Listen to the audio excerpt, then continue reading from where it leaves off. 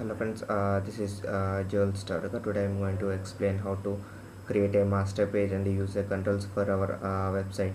For creating a master page, go open a new website and start an empty website. Then after that you will get a website like this where it contains all your web pages for your particular web. Then go to add, then add new items. So in new items, if you see, we'll have a master page here. So add that master page. After adding the master page, whenever you want to include a new web page, select the web form, then click select master page, then add. See, select master page, so it gives a list of the master pages that you had in your present file, that web pages. So just click on that and click OK. So if you see, you will have this, click OK. So you'll be getting like this here. So it contains content placeholder, title, heading and body, like header tag. Then in the header tag you have title, then you have content body. So this is how you will get a web ASPX file which contains all these three things. So it has a master page file also. See, an extra thing is added to our ASPX file. So this is how we'll be creating this. Okay. And now I'll try to explain you using, see, yeah, we'll create a master page, dummy master page, click add. Okay, my master page inside a master page, it's coming. Let's go, then I'll deselect it, add. So this is how it gives a tag as master, then language and all these things. So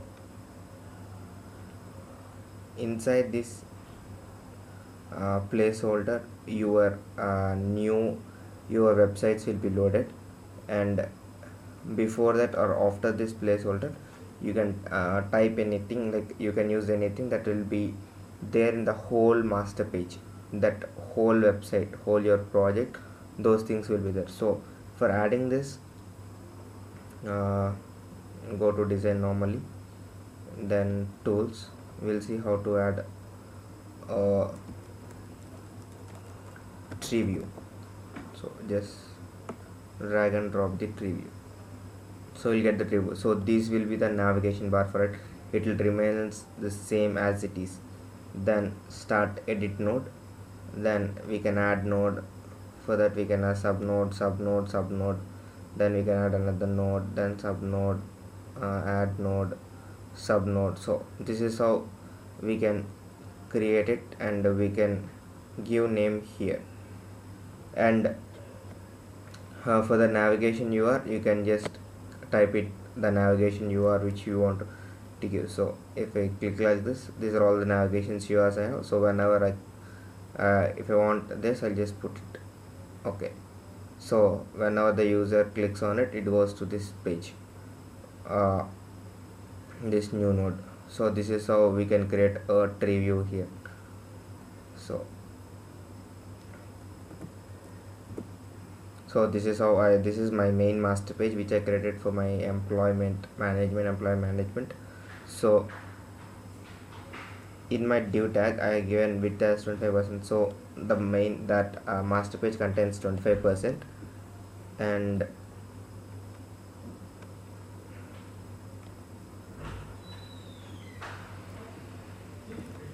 if you see, this placeholders contains 75%. So we have 75% of the content placeholder and 25% of the for this here. So we have this, we have a tree node here, we have tree node, then under the tree node we have two nodes, then we have another tree node, tree node here, this tree node is closed here, and this I have one, I closed it here, I have another node. So if we go and see the design, so this will be my whole design page. So this is my master page, so this will be remaining for all the master page. For login I just had a login ASPX, for register I have this ASPX, and admin I have admin.axpx. so this is my register.axpx. So we can add it whenever we click it, we can add to it automatically. So now we'll see how to use user controls. So just same like this, right click on it, then you will get a menu like this, then add item, web user control. So this will be, we will be adding this web user controls. So I have two web user controls, one is reg, so it will be just having this first line calling as control, then nothing else, just a normal HTML tags and other things. So if you go for the design, we'll see I have only this will be used for my validations and other things. So when this user controls, I can take this user controls to anywhere, like if I can also use, if a user presses a button, I'll be displaying the calendar down. So whenever they want to display the calendar, I'll just copy this code and I'll be pasted there, not the whole code will be there. So, and these are all, this is called a required field. So sorry, this is called a required field. So required field validator, this is the required field validator. I have an error name, then which you want to control to validate user, and this is for my compare validator. So it compares two things, it compares my password and repassword. See, password and recent, because this ID, for this IDs I give as recent. So this is another one which I created for it. So these are all put as a required field, and this one as a re-entered password. So this is what I created. These are called validators, required field validators. Then so we'll see how these are added. So I have another one also, new controls. Go for design, you can understand. So I have this one, required password and login and design. And then so this is two things I have. Now I want to include this new control AXPX in my page. So I have admin.axps. In admin.axps I have this. So this is for my register. This register is used for calling the my that user control page. So it has tag prefix and tag name. This is, you can give any tag prefix and tag name.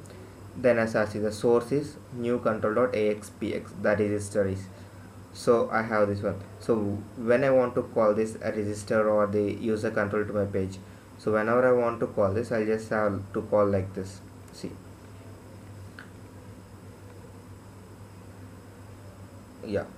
admin1 is my prefix, then tag name, colon tag name, I should give my ID and run at server. So this is the thing which we need to make it whenever we want to use it. So this is for my new controller, and I have inserted I have one more thing, admin dot, this is for my this is for my user controls for reg.axpx. So this, so we can add our user controls to our web page. Now sometimes we'll get an error showing that, stating that the validation settings and unobservation validation mode. So this will be coming whenever we want to include our user page, user controls into our web page. So try to add this in an app settings, then add key validation settings, another unobstructive validation mode, then value equal to null. So these things you want to add. Then if you want to have a database connection, use this one, connection string add name equal to any name. You can give any name for it. Then we need to give data source. The data source will be our database string, where we have that. Just copy and paste it. So whenever we are connecting it, we'll be using this. So I'll show you a web page where I have this. Yeah, just go for it. CSV. See, for using database, we need to have these three things: data.sql client, then configuration. So when this is for user controls, it will be extending system.web.ui.user controls. So we connection string con equal new connection string will be giving the connection string here directly, but here we won't be doing it. Here we'll use configure manager dot connection string. In square brackets we'll give our name of that, because the name which we had it is here. So the name, add name, that name is here, so we'll be giving that name there. Yeah, we'll be giving that name here. Then protect void page load. So this is page loading I have. Then I'm opening the connection and doing the query for it, then displaying to which page I need to go. So this is how we can actually do this. So when I run this code, okay friends, now we'll see how my it code runs on. So this is my main master page. In that I'll go, this is my home page. I didn't have anything in the home page. Then I'll go for login for the user.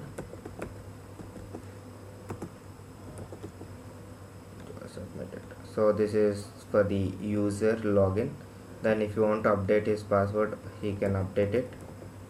So update password, the password is updated successfully. If you want to update the mobile also, same way he can do it.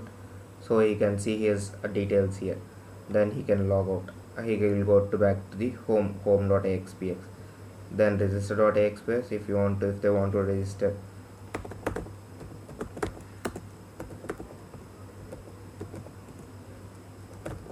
So if I don't enter this and if I try to submit this, it gives me a required field validator. So I'll just give 45, then this, then submitting it. So it is submitted directly.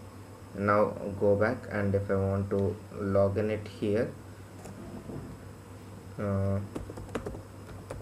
Starukar, then Joel is my password. So see, I have what I have entered. I can display it directly. So if admin want to log in it, so this is what user page for admin. So everything is here, what all we have, everything is here. So if I want to enter the username, like if I want to delete Starukar, if I want to search it, see Starukar password and everything, and if I want to delete this, see Starukar is deleted from my database. We also want to see directly delete dynamically. Joel, sorry, 24, delete it. So if you see it here, Joel 24 is deleted from here. So if user want to insert anything, he can insert it from here.